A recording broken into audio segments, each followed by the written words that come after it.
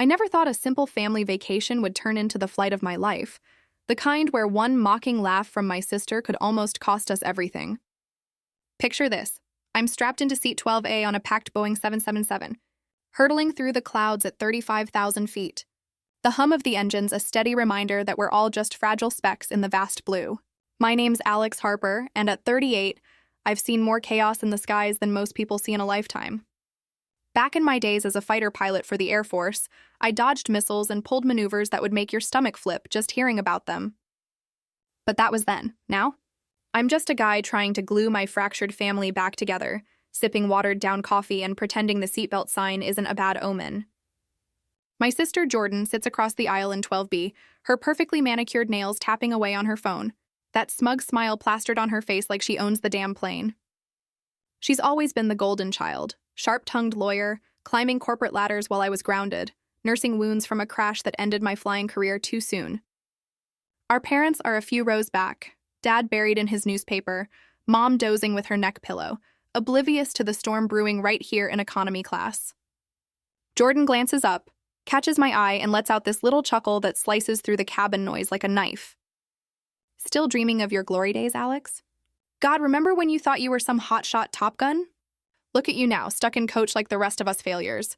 Her words land heavy, drawing a few awkward glances from nearby passengers, and I feel that old heat rising in my chest, the kind that used to fuel me through dogfights. But I bite it back, force a weak smile. Just enjoying the view, sis. Beats arguing with you on solid ground. She rolls her eyes, leans over to the guy next to her, a balding businessman who's clearly uncomfortable, and stage whispers, "Oh, he's modest. Alex here was a pilot once. Flew jets, saved the world or whatever, until he couldn't hack it." The businessman shifts, mutters something polite, but Jordan's on a roll now, her voice carrying just enough to make heads turn.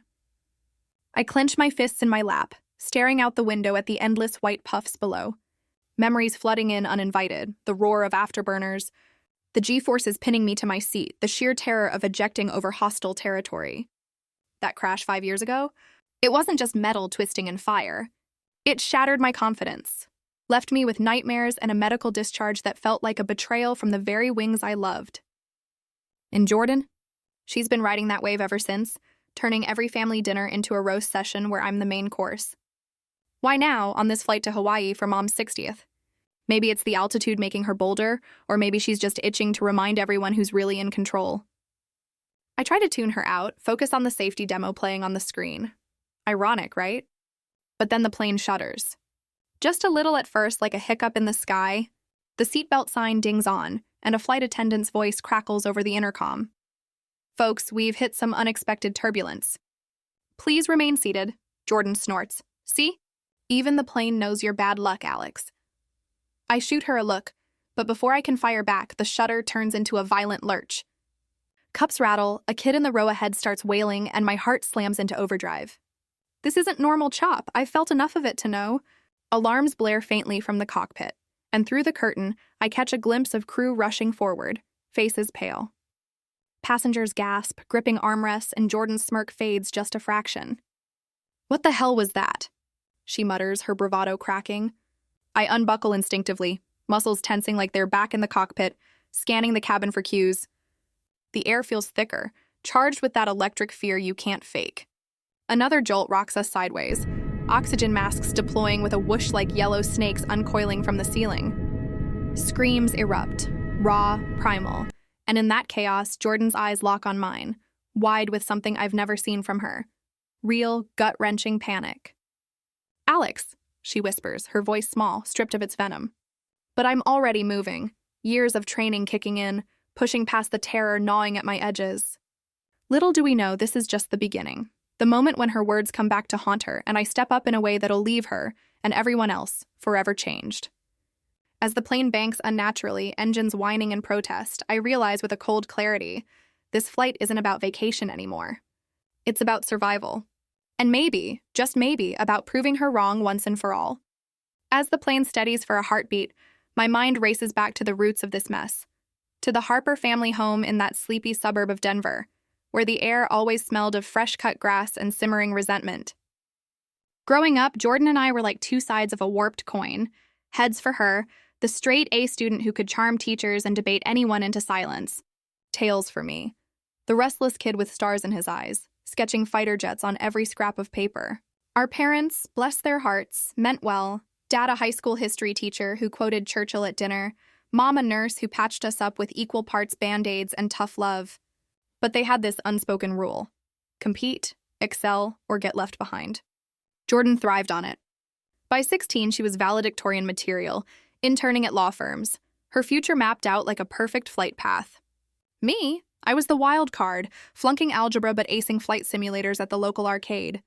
Alex has potential, Dad would say, clapping my shoulder after I'd spend weekends at air shows, mesmerized by the thunderbirds slicing through the sky. But Jordan saw it differently. To her, I was the threat. The brother who didn't play by the rules, who dreamed too big and risked too much. It started small. Her jokes at family barbecues, like the time she announced to our cousins, "Alex thinks he's going to be an astronaut." As if he can even tie his shoes without help. Laughter rippled, and I laughed too, but inside, it burned. High school blurred into enlistment for me, 18 and eager, shipping off to basic training with a duffel bag and a fire in my gut. The Air Force became my escape, my proving ground. Flight school was brutal. Endless drills, instructors barking orders like, "Harper, if you don't nail this loop, you'll wash out faster than a bad fart." But I did nail it.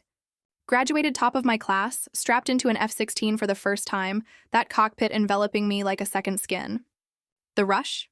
Indescribable. Wind screaming past, horizon tilting, every decision a razor's edge between glory and grave. Deployments followed. Missions over dusty horizons, escorting convoys, the weight of lives depending on my steady hands. Jordan wrote sometimes, postcards from her Ivy League dorm. "Proud of you, bro. Just don't get cocky." But pride? That was laced with envy. She'd visit base once, eyes glazing over my stories of near misses, then pivot to her latest courtroom win. "Real heroes fight with words, Alex, not toys." Toys. That word stuck, festering like an untreated wound. Then came the crash. It was a routine training hop off the coast, until the bird malfunctioned, hydraulics failing mid-barrel roll. Alarms screamed, stick fighting me like a wild animal. I punched out at 10,000 feet, parachute blooming against the dawn, splashing into the Pacific with nothing but salt water and shattered dreams. Rescued, sure, but the docks grounded me permanent. Nerve damage in my hands, flashbacks that hit like lightning. The Air Force honorably discharged me with a medal and a pat on the back, but to my family, I was the failure who fell. Jordan swooped in like a vulture, her career skyrocketing while I floundered. Odd jobs, therapy sessions, nights staring at the ceiling wondering if I'd ever feel whole again. Family holidays turned toxic. Thanksgiving, where she casually mentioned my retirement to her fancy friends. Christmas, where Dad's toast skipped me entirely. Mom tried bridging the gap, whispering, "She's just scared for you, Alex. Success makes her blind." Scared? No, Jordan was triumphant, her barbs sharper with every promotion. "See, Alex? Stability wins. You chased adrenaline. I built an empire.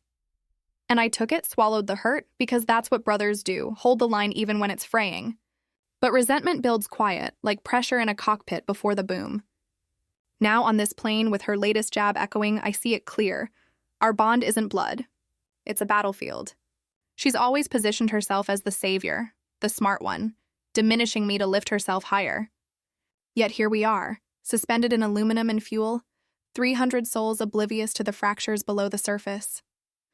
As another tremor ripples through the fuselage, subtle but enough to tighten my jaw, I wonder if fate's about to flip the script. Jordan shifts, her phone forgotten, and for a split second, I catch vulnerability in her eyes, a glimpse of the girl who once shared secrets under the covers during thunderstorms. But that girl is long gone, replaced by this polished predator who thrives on my downfalls. Little does she know, the skies have a way of humbling even the mightiest. And as the captain's voice crackles, strained, urgent, "Ladies and gentlemen, minor technical issue, but we're handling it." I feel that old pilot's instinct stir, whispering that handling it might fall to me. The family dynamics that shaped us? They're about to be tested in fire, and Jordan's mockery? It might just be the spark that ignites my redemption. The cabin lights flicker like a heartbeat skipping, casting long shadows that dance across Jordan's face, turning her usual confidence into something brittle, almost breakable. We're all holding our breath now, the initial turbulence easing into an uneasy calm, but I know better. I've logged enough hours to sense when the sky's lying. Passengers murmur, some fumbling for their masks, others clutching rosaries or partners' hands, while the flight attendants move like ghosts, their smiles forced, voices pitched high with rehearsed calm. Everything's under control, folks. Just a bit of rough air. Rough air. Right. My fingers itch for controls that aren't there. Every nerve tuned to the plane's subtle groans, the left engine's faint whine. Off kilter like a car with a flat tire at 500 miles an hour. Jordan leans closer, her whisper sharp despite the fear edging it. This is your fault, Alex. Jinxing us with your war stories. I turn, meeting her gaze, and there's that familiar spark. Half challenge, half plea for me to play the fool again. Me, you're the one broadcasting my failures to strangers. Maybe tone it down before the plane decides to join the roast. She huffs, but it's weaker, her eyes darting to the cockpit door, sealed tight behind that blue curtain. Our parents stir a few rows back. I hear Mom's voice, soft and worried. Jordan? Alex, you okay up there? Jordan waves it off, but I catch Dad's frown, the one he saves for when things veer off script. Family dynamics on a plane, cramped, amplified, no escape hatch. It's always been this way. Jordan leading the charge, me trailing, absorbing the hits. Remember Aunt Lydia's wedding? Jordan cornered me by the cake, tipsy on champagne, hissing, "You think Mom and Dad are proud of you? The dropout pilot who couldn't even land a job?" I'd frozen, cake fork midair, as relatives nodded sympathetically. That night I drove home alone, radio blasting to drown the echo. Now, amplified by altitude, her jabs feel heavier, laced with the what's-ifs of our shared history. The plane dips suddenly, a stomach-lurching drop that sends a collective gasp through the cabin. Overhead bins rattle. A laptop tumbles free, smacking the aisle like a warning shot. Jordan grips her armrest, knuckles white, her bravado crumbling. What was that? Alex, tell me it's nothing. For a second, I'm tempted to let her stew. Payback for years of nothing dismissals. But instinct wins. I lean in, voice low. Engine hiccup, probably. They've got redundancies. She searches my face, doubt flickering. You, Mr. Fighter Jet? You'd know, huh? Or is that just another tall tale? There it is, the dig, wrapped in vulnerability, her way of clawing back control. Tension coils tighter, not just from the skies, but from us, siblings locked in this aerial cage match. A kid nearby starts crying, Mom shushing him with shaky hands, and I flash back to my own deployments, the endless alerts, briefings where doubt could kill faster than bullets. Jordan doesn't get that. Her battles are boardrooms, not briefings. Yet here she is, needling me, as if belittling my scars makes hers fade. The intercom buzzes again, Captain's tone clipped. We've lost some instrumentation. Crew, prepare for... Static swallows the rest, and panic blooms like smoke, whispers turning to shouts, a man in 10C yelling for the pilot. Flight attendants swarm, one pressing the call button frantically. Jordan's breath hitches. Lost instrumentation? Like in your crash? Oh God, Alex. Her words trail, eyes wide, and I see it. The crack in her armor, the realization that her mockery might summon real ghosts. I swallow hard, the old self-doubt creeping in. What if I'm not that guy anymore? Hands too shaky, reflexes dulled by desk jobs and denial. But beneath it, anger simmers, not at the plane, but at her, at the years she's chipped away at my worth. Yeah, like my crash, I mutter, voice edged. The one you love reminding everyone about. Maybe this is karma's way of saying shut up. She recoils, stung, but before she can snap back, another shudder hits. Harder, the nose pitching up unnaturally, engines roaring in protest. Lights dim, emergency floods kicking in with a red glow that paints the cabin like a war zone. Passengers scream, a wave of terror crashing over us, and in the chaos, Jordan grabs my arm, her touch desperate, nails digging in. Alex, do something! You're supposed to be the hero, right? Hero. The word twists like a knife, echoing every time she twisted my triumphs into jokes. Tension peaks, the air thick with sweat and fear, every second stretching into eternity. I pull free gently, standing against the pull of gravity, scanning for the crew's signals. They're huddled, faces ashen, one mouthing into a radio. My pilot brain engages, fuel imbalance maybe, or avionics fry from a storm cell we skirted. Whatever it is, it's escalating, and the cockpit's silence screams trouble. Jordan's pleas fade behind the din, but her eyes bore into me. Accusation, fear, a plea for the brother she never truly saw.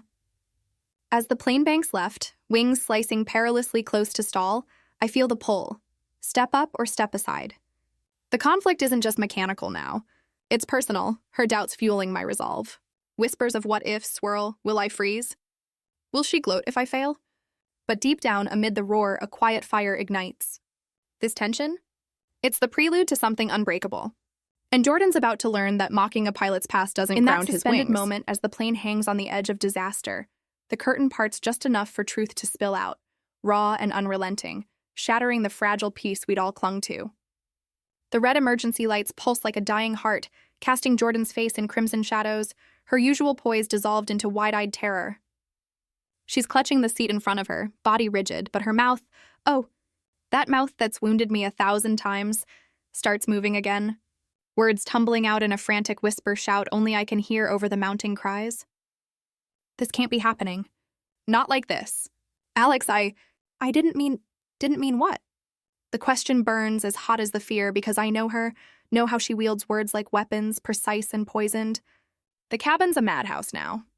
A woman hyperventilating 2 rows up, her husband pounding the call button. Overhead, masks dangle like forgotten prayers, and the air stewards, bless them, are battling to keep order. One barking into a handset while another distributes manuals with trembling hands. Our parents push forward against the tide, Mom's face ghost white, Dad's arm around her, his voice booming uselessly. What's going on? Where's the captain? Jordan ignores them, her focus laser locked on me, tears streaking her mascara into black rivers. Remember that job interview? The one at the airline after your discharge? I told them you were unreliable. Said the crash proved it. Her confession hits like a mid-air collision, sudden, devastating, sucking the oxygen from my lungs. Unreliable. The word echoes, unlocking memories I'd buried deep. That hopeful morning 5 years back. Suit pressed, resume gleaming with commendations. Walking into the HR office at SkyWest, dreaming of commercial wings to keep me aloft. I'd nailed the sim test, aced the psych eval, but days later, rejection email, not a fit. No reason, just that cold dismissal. And now here she is, admitting she pulled the strings. My own sister, sabotaging my lifeline because, why, jealousy? Control? The emotional dam breaks then, for both of us. I stagger back into my seat, the plane's vibrations mirroring the quake in my chest. Betrayal so profound it feels like free fall without a chute. You did that? After everything? I trusted you, Jordan. Told you about the nightmares, the therapy, how flying was all I had left. And you... My voice cracks, raw with the hurt I've masked for years, tears hot and unbidden. She nods, sobbing now, the mighty lawyer reduced to a quivering mess. I was scared you'd outshine me again. Dad always said you were the brave one, the real deal. I couldn't let you fly while I scrapped in courts. It was supposed to protect us, keep you safe on the ground. Protect. The lie twists deeper because her protection stripped me bare, left me adrift in a world without altitude, watching her soar while I sank. The cabin spins, or maybe it's me, passengers' pleas blurring into a symphony of despair. A child's wail pierces through. Mommy, are we gonna die? And in that innocence, my collapse mirrors the plane's. Knees buckling, heart pounding against ribs like it's trying to escape. Years of her subtle erosions, family toasts skipping me, holiday cards praising her alone. That one brutal email chain I glimpsed where she mocked my pilot delusions to cousins. All cascade down, a torrent of abandonment. I was the brother who shared my last MRE on deployments, who drove through blizzards to her law school graduation, who bit my tongue when she dated that sleaze who trashed me to my face. And for what? To be her stepping stone, her cautionary tale?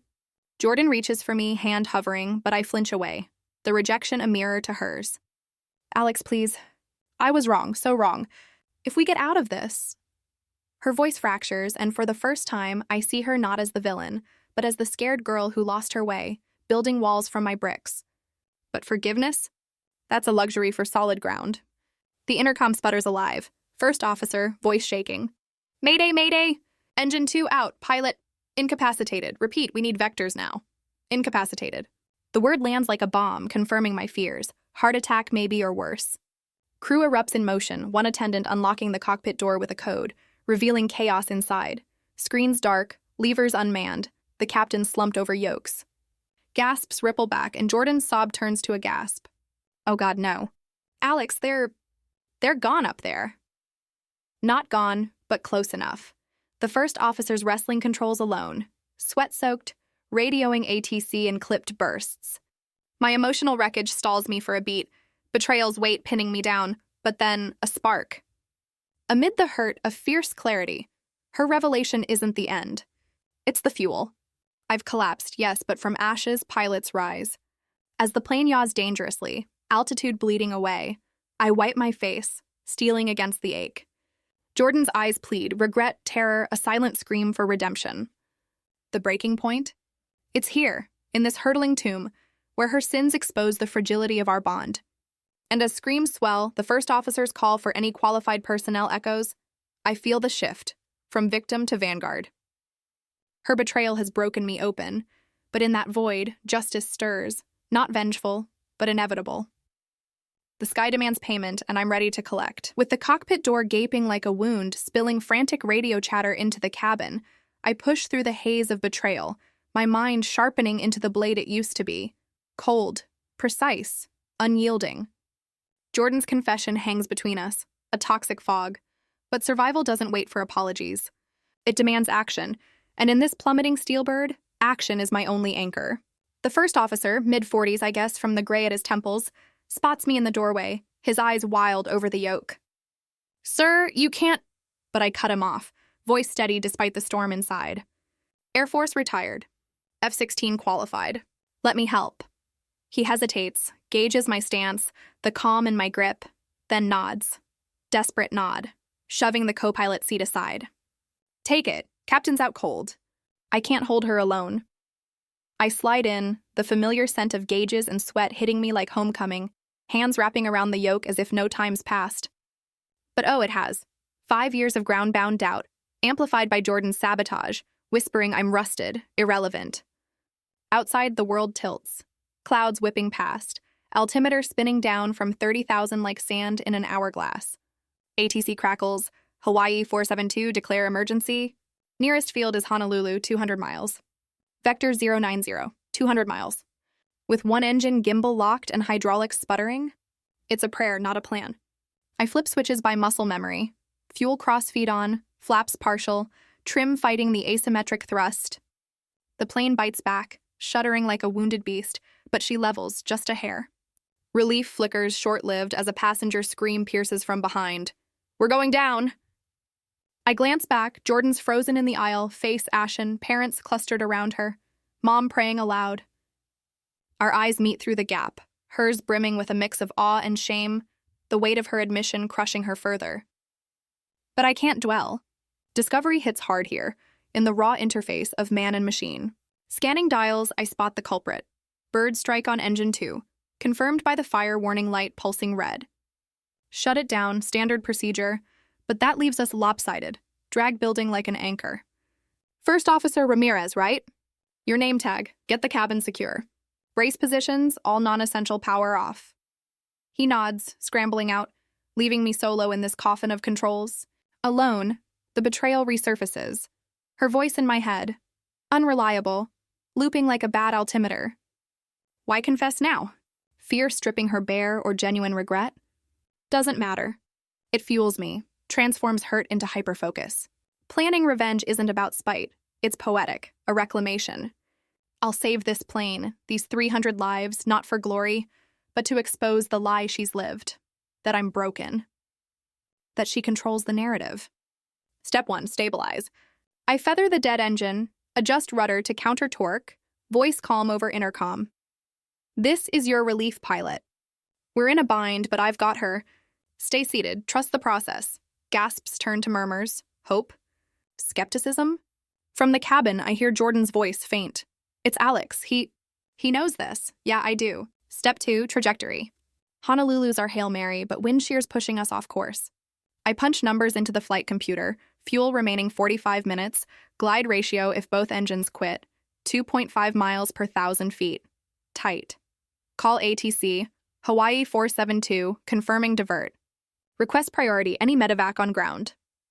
Affirmative crackles back, their voice is a lifeline in the void. But doubt creeps.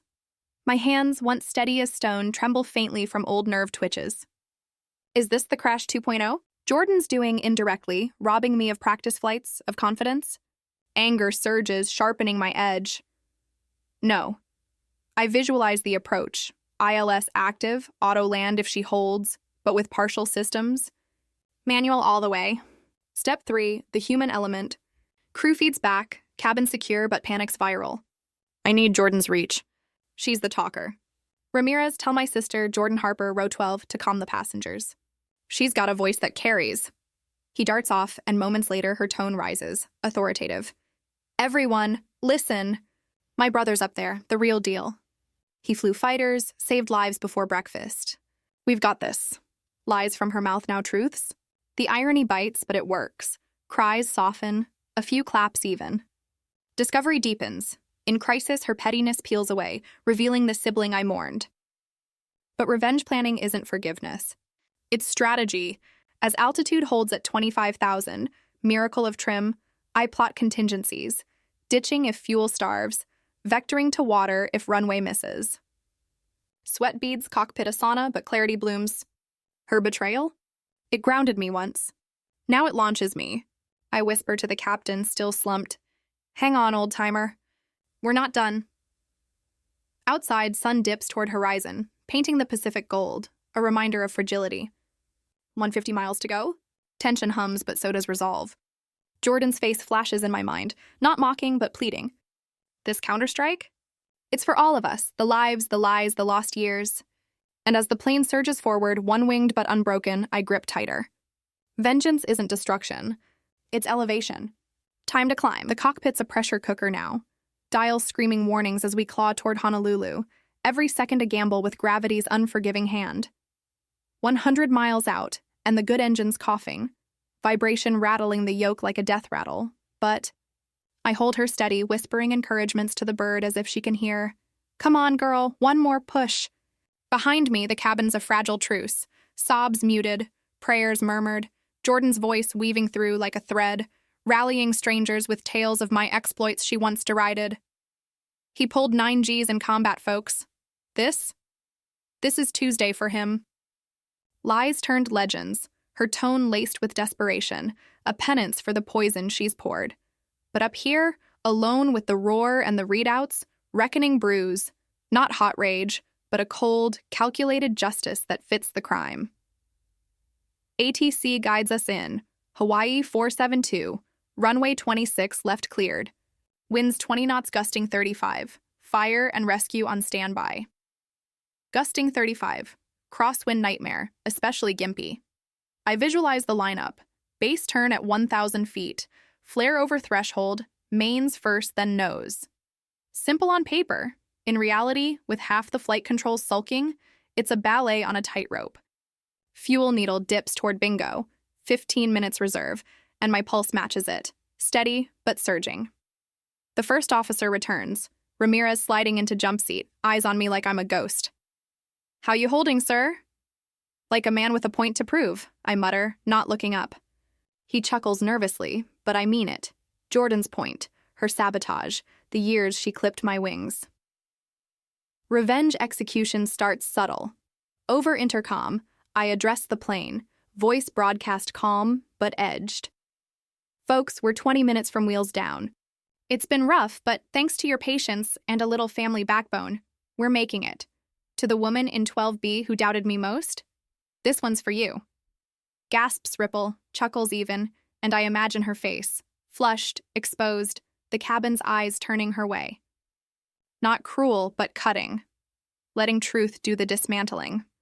The plane banks into final descent, altimeter unwinding, 5,000, 4,000. Outside, Oahu's lights wink like stars fall into earth, runway a black scar promising salvation. But sheer hits. A vicious gust slamming us sideways, wingtip dipping perilously. Alarms wail, stall warning, ground proximity. Instinct explodes, power up, stick forward, rudder hard into wind. She bites air, recovers, but sweat blinds me for a beat. Ramirez grips console. Bank angle. I ignore. Focus laser. Airspeed 150. Sync rate climbing. In my head, Jordan's voice mocks. Unreliable. No. I am reliable. The brother she betrayed. The pilot she buried. 1,000 feet. Gear down. Thunk. Flaps full. Spoilers armed. Cabin braces announced. Silence falling thick. Through the door crack, I glimpse her. Jordan, hands clasped, lips moving silent pleas, parents flanking, the whole plane a captive audience to her unraveling. Justice peeks here in the unspoken.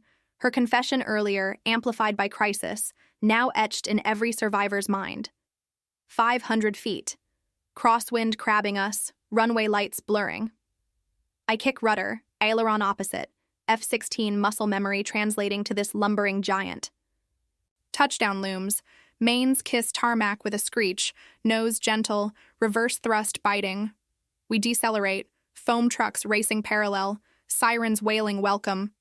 The plane groans to halt, and cheers erupt. Wild, cathartic, 300 voices unleashing pent-up terror into triumph. I kill engines, safe the systems, slump back as Ramirez slaps my shoulder. You did it, man. Hero stuff. Hero. The word tastes sweet, but it's the reckoning that satisfies. Crew floods in, medics for the captain, who stirs groggy, alive, and I step out, legs jelly, into the cabin's roar. Applause crashes, hands reaching, tears and hugs from strangers. But my eyes find Jordan.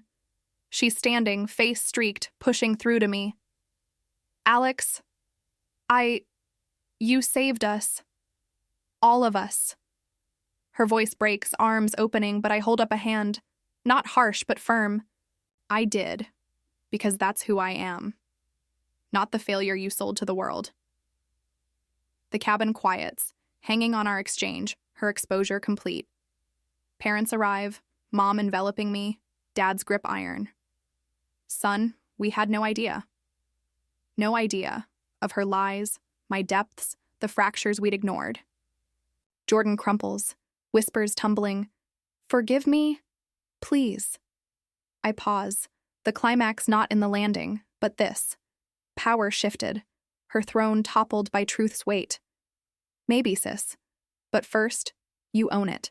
To them, to me. She nods, tears flowing, and as ground crew opens doors, fresh air rushing in like absolution, the execution lands. Not destruction, but deliverance. Wings of reckoning carrying us all higher. The plane emptied, but the real flight, it's just beginning. As the last passengers file off into the balmy Hawaiian night, ambulances' lights painting the tarmac in blues and reds, a quiet settles over the Harper family, huddled on folding chairs by the gate, the roar of the crisis fading into exhausted sighs. Medics wheel the captain away, stable, and Ramirez clasps my hand one last time. Call if you ever want co-pilot. Doors open. I nod, the weight of 300 saved lives a metal heavier than any the Air Force pinned on me. Jordan sits across, knees drawn up, her designer blouse rumpled, eyes downcast in a way I've never witnessed. No quips, no deflections, just raw, unfiltered remorse, etching lines on her face that five-star hotels can't erase. Mom fusses with water bottles, Dad stares at the floor. The dynamics we'd danced around for decades now laid bare under fluorescent glare. Alex, Dad starts, voice gravelly. We should have seen it. Your strength. All these years. He trails hand on my knee, an apology in the squeeze. Mom nods, tears fresh. You were always our skyboy. We let her clouds dim that. Their words balm. The scars, but it's Jordan who breaks the silence, standing slow, voice a whisper carried on trade winds. I was wrong, Alex, about the job, the jokes, everything. I built myself on tearing you down because facing my own fears was harder. You flew into storms. I hid from them. Her confession hangs, simple, stripped. No lawyer spin, just sister owning the wreckage. I look at her, really look, seeing the girl who once bandaged my scraped knees, who cheered my first solo flight in a Cessna at 16. Betrayal's sting lingers, but so does blood, thicker than altitude, resilient as wings mended. It hurt, Jordan. deep. But saving you? Them? It healed something in me too. We embraced then, awkward at first, then fierce. The cabin's echoes of cheers, a distant applause to our mending. Investigators arrive later, FAA suits with clipboards, but the stories... Clear, bird strike, timely intervention, a miracle of skill. News vans cluster outside, headlines brewing. Ex-fighter pilot lands heroically, saves flight. But fame? Its footnote. The real resolution unfolds in quiet talks over hotel coffee at dawn. Jordan vowing to make calls, recant her lies, advocate for my return to skies, perhaps instructing, consulting, wings clipped but spirit aloft. Parents promise changes. No more competitions, just support, family as co-pilots, not critics. Me? I feel lighter, the crash's shadow lifting, replaced by purpose renewed. As we board a replacement flight days later, ironic, right? Jordan takes coach beside me, no first-class perch. Mind if I learn a thing or two? She asks, half-smile, tentative. I chuckle. Only if you promise no more turbulence from the mouth. Laughter ripples, genuine, the first in years. Reflecting now, months on, with a new gig training Sims and a sister who's traded barbs for brunches, I see the lesson clear. Betrayal's winds can ground you, but justice isn't in payback. It's in rising above, carrying others with you. We all falter, mock to mask our fears, but in crisis, truth demands we soar. That flight? It didn't just save lives, it salvaged ours. And in the endless sky, that's the truest navigation.